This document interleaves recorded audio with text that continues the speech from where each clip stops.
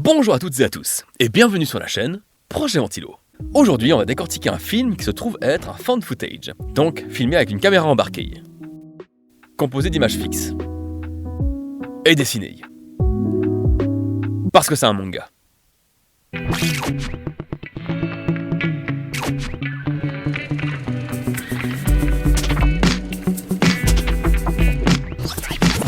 Adieu Eri, ou Sayonara Eri, c'est un manga de Tatsuki Fujimoto, connu entre autres pour Chainsaw Man ou Fire Punch. Adieu Eri, c'est un one-shot, donc une histoire en un seul tome qui se suffit à elle-même, et qui est sortie en 2022. Et pourquoi est-ce qu'on en parle ici alors que d'habitude on parle plutôt de cinéma? Alors déjà, parce que ça cause de cinéma, et aussi parce que tout le manga est pensé comme un found footage, c'est-à-dire que toutes les cases dessinées sont en fait des images tirées d'une caméra. Chaque case retranscrit une image qui est filmée par la caméra du héros, Yuta. Et du coup, de quoi ça parle? Adieu Eri. Je veux que tu me filmes jusqu'à ma mort. Voilà ce que la mère de Yuta lui demande de faire. Yuta, c'est un jeune garçon de 12 ans qui filme le quotidien de sa mère, gravement malade, et souhaite en faire un film qu'il présentera à l'école. Mais le jour de sa mort, Yuta ne trouve pas le courage de filmer les derniers instants de sa mère, et il préfère s'enfuir. Et l'hôpital explose. Ah! Ok.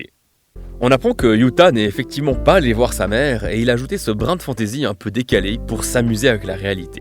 Et il termine le montage de son film, qu'il nommera finalement Dead Explosion Mother.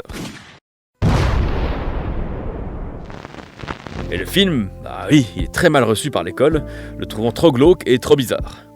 Déçu de la réaction de son école, Yuta décide d'en finir et il se rend sur le toit de l'hôpital.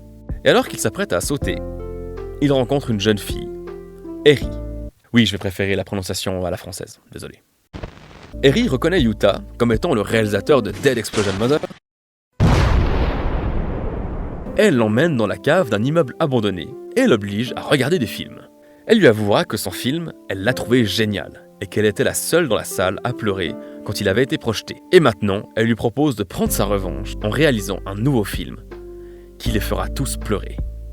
Voilà en gros l'histoire. Mais en fait, de quoi ça parle vraiment? Adieu Eri. Adieu Eri, ça parle de cinéma et de la fiction de manière générale. Comment une œuvre peut influencer sur notre vie et même nous marquer bien plus que des événements réels. La mise en scène, la musique, le cadre, tout ce mélange d'actions réfléchies déforme la réalité et lui impose une grandeur qui n'existe que dans la fiction. Mais ça parle aussi de l'artiste qui souhaite exprimer ce qu'il a au plus profond de ses tripes, et tant pis si ça plaît pas. Construire une histoire, manipuler les faits réels pour en créer une réinterprétation. Voilà ce qui peut libérer une personne. Prendre du temps pour créer une œuvre, y mettre toutes ses tripes et se retrouver face à un désintérêt total, voilà quelque chose qui peut profondément déprimer. Et pour quelqu'un qui réalise des chroniques et des fictions, des courts-métrages depuis plus de 10 ans, j'avoue que je me retrouve un petit peu là-dedans. Mais bon, j'ai la chance d'aller bien. J'en profite, je le fais jamais d'habitude, mais pour le coup, vu qu'on évoque le sujet, si la chaîne vous plaît, ou si la vidéo vous plaît, n'hésitez pas à vous abonner ou à la pouce bleue.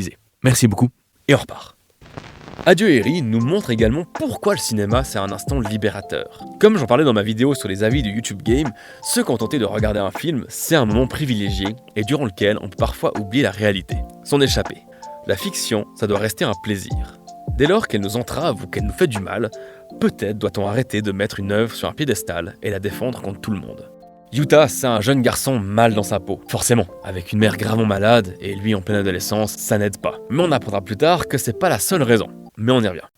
Ce mal-être, il le compense en créant des films. Et a priori, sa symbolique préférée, c'est les explosions. Alors loin de les utiliser pour le fun comme le ferait un Michael Bay, je pense qu'il s'agit là plutôt d'une colère intérieure qui le range et qui l'exprime ainsi. Tout exploser, c'est un peu faire table rase. Tout reprendre à zéro. Détruire la réalité pour ne garder que ce qui fait du bien. La fiction. Même son père s'en rend compte. Quand Yuta lui demandera comment il le décrirait en un mot, il dira tout d'abord « film », avant de dire « explosion ». D'ailleurs, son père, parlons-en. Adieu Eri déjoue pas mal de clichés qu'on pourrait trouver dans la fiction. Avec une mère décédée et une histoire se déroulant au Japon, dans d'autres œuvres, on aurait eu le droit à un père dépressif ou absent. Mais là, pas du tout. Il participe à la conception des films de son fils et le soutient. Et il se sera même chargé de filmer, à la place de son fils, les derniers instants de la mère de Yuta. Bien, à partir de maintenant, je vais pas avoir le choix, je vais devoir spoiler l'entier de l'histoire. Donc si vous voulez découvrir par vous-même toute l'histoire de Adieu Eri, allez lire le manga de votre côté, puis revenez ici pour qu'on puisse en discuter. Bien. Alors, parlons de la mère de Yuta. Encore une fois, Fujimoto s'amuse avec les clichés en nous présentant une mère attentionnée, drôle, détachée de sa triste situation, en accordant à son fils le droit de s'amuser en la filmant, malgré la tragédie qui s'est abattue sur leur famille.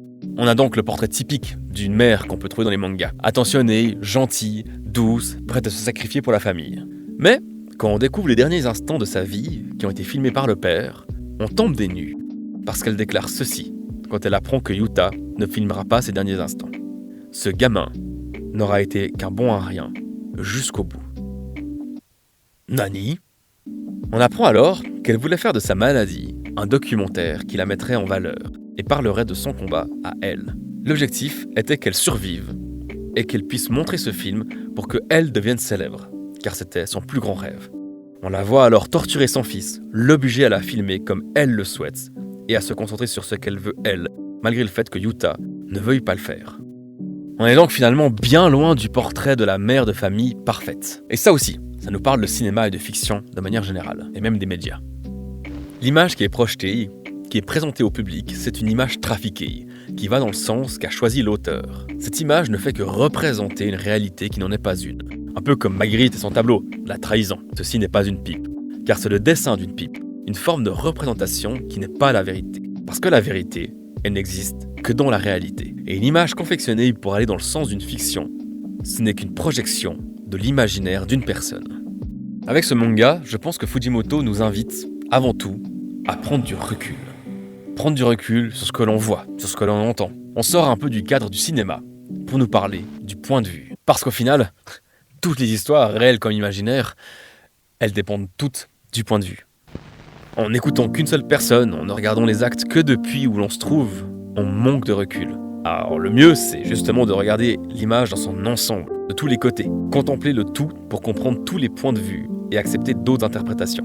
Et pour revenir sur le côté cinéma, on dit toujours que les films, les livres ou toute forme d'art, c'est un peu des moyens d'évasion. Et Adieu Eri joue totalement de cette carte. Alors je rappelle qu'on est toujours en zone spoiler, et là je vais vraiment aller jusqu'au bout de l'histoire. Yuta apprendra que Eri est également malade et qu'elle mourra bientôt. Il continue alors l'élaboration de son film en filmant leur vie à tous les deux, Yuta et Eri, et ce jusqu'à la mort de la jeune femme. Et une fois celle-ci décédée, Yuta projette ce film dans son école, et signe de la victoire, il a réussi à faire chialer toute la salle. Une autre jeune fille vient le voir et le questionne à propos de Eri. Puisqu'elle la connaissait dans la vraie vie, elle était surprise de constater que dans le film, elle ne portait pas son appareil dentaire ni ses lunettes. Et nous, on est surpris de cette info parce qu'effectivement, jusqu'à présent, elle n'a jamais été représentée ainsi. Mais c'était un choix purement esthétique de Yuta et Eri qui voulaient qu'elle soit représentée comme ça et qu'on se souvienne d'elle comme ça. Et la jeune fille déclara d'ailleurs que ça lui allait très bien et que c'est ainsi qu'elle se souviendra de Eri. Et on touche ici à quelque chose de très important au niveau de l'image, la nostalgie. Alors vous commencez peut-être à me connaître, mais vous savez que je ne suis pas un fan de « c'était mieux avant », au contraire. Et c'est intéressant de voir qu'une bonne partie de la fin du manga parle justement de cet aspect-là. Parce qu'on va avoir le droit à une ellipse après cet événement. On va découvrir une partie de la vie de Yuta qui devient adulte, rencontre une femme et devient père. Il expliquera aussi qu'il a toujours continué le montage de son film car il n'était jamais pleinement satisfait. Pendant des années, il a continué à travailler sur ce film. Et comble du drame, comme si sa vie n'était pas suffisamment triste, on apprend que toute sa famille est décédée dans un accident de voiture et qu'il est le seul survivant. Et à nouveau au bord du gouffre, il décide d'en finir, en se rendant dans ce lieu où il se sentait si bien quand il était jeune. La pièce abandonnée où il regardait des films avec Eri. C'est comme cette envie, quand on ne va pas bien, de se replonger dans quelque chose qui nous rappelle une époque où tout allait soi-disant si bien. Ces vieux dessins animés, ces films qu'on regardait le dimanche matin sous la couette. Yuta veut mourir dans cet espace-temps qui n'existe plus vraiment, mais où il se sentait si bien. Et c'est là que, surprise, il découvre que Eri est toujours assis sur ce canapé, toujours jeune et en pleine forme. Alors, je passe complètement à côté de l'explication qui explique plus ou moins pourquoi elle est là, parce que c'est pas important du tout. Si, je vous jure, c'est pas important, c'est pas le sujet du film, du livre. Non, parce que la chose importante, c'est la finalité de ces discussions. La fiction maintient la possibilité de s'évader. Ce n'est pas la réalité, mais elle permet de découvrir de nouvelles choses, de nouvelles formes de pensée, de nouveaux univers. Quitter durant quelques instants la réalité difficile et s'accorder un répit dans l'imaginaire. C'est d'ailleurs intéressant de constater que cette scène, c'est la seule qui n'est pas filmée, entre guillemets, du point de vue de la caméra. C'est la seule qui s'autorise à faire de nouveaux cadrages et à changer de point de vue. On quitte cet aspect fan footage pour rentrer totalement dans l'aspect fiction.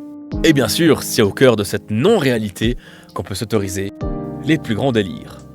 Yuta, heureux, quitte alors le bâtiment, laissant sa nostalgie derrière lui, acceptant ce moment d'évasion pour ce qu'il était, un instant irréel.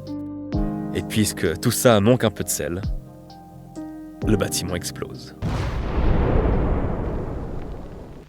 Bien, j'espère que cette vidéo vous aura plu. Si c'est le cas, n'hésitez pas à vous abonner à la chaîne Projet Ventilo ou à pouce bleuser la vidéo ou à la partager. Et si vous discutez de ce manga en commentaire, n'hésitez pas à le faire en commentaire. Et si vous avez d'autres films ou d'autres œuvres intéressantes à décortiquer, n'hésitez pas aussi à le faire en commentaire. Bien, dans tous les cas, on se retrouve tout bientôt pour de nouvelles aventures cinématographiques. C'était Projet Ventilo.